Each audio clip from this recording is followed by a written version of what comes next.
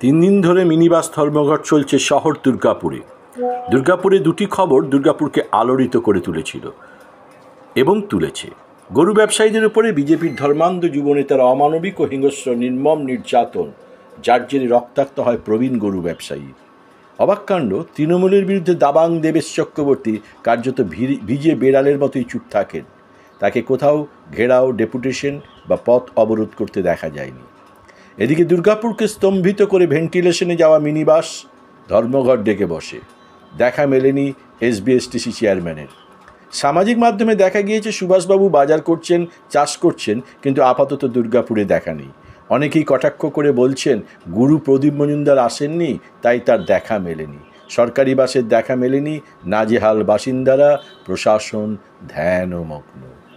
বাস চলেনি, তাই এটা তৃণমূল সরকারের দোষ। ব্যাস, দাবাং দেবেশ এবার পথে। লম্ফঝম্প প্রতিবাদ, তারপরেই পুলিশের ধাক্কাকে ভূপতিত দাবাং দেবেশ। পুলিশ আজ সিংহামের ভূমিকায়, আজ রানাংদেহি। ধ্যানমগ্ন প্রশাসন, ধ্যান ভঙ্গ হতেই দেবে না পুলিশ। ব্যাস, দাবাং দেবেশকে জোর ধাক্কা, এ যেন সিংহমের ধাক্কা। কিন্তু প্রশ্ন, দুর্গাপুরে মিনিবাস কি ডাইনোসরের পথেই? উত্তরটা কে দেবে?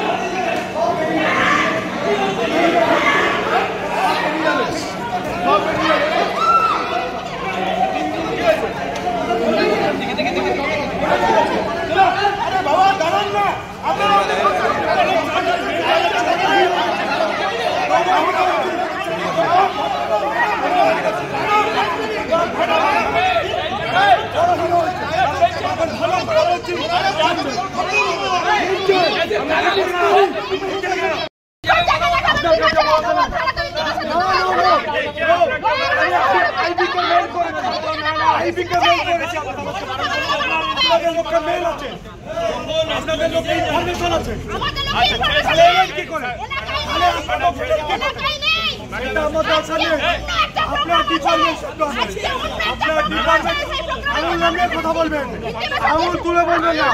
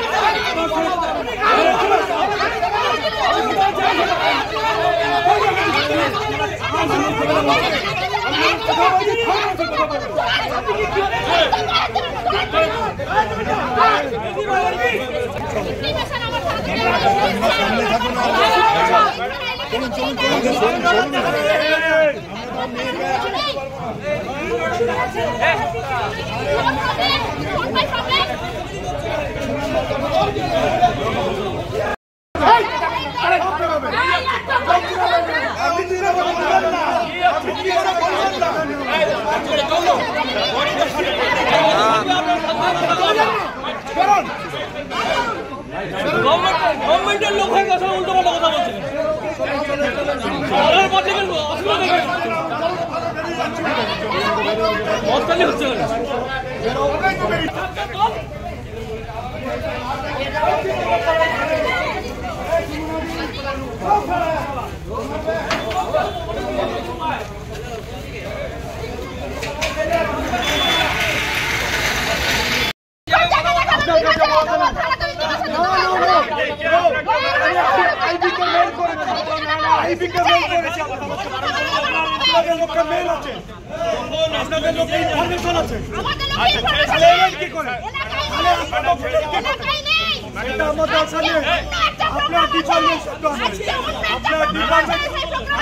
কথা বলবেন, আঙুল তুলে বলবেন না, একদম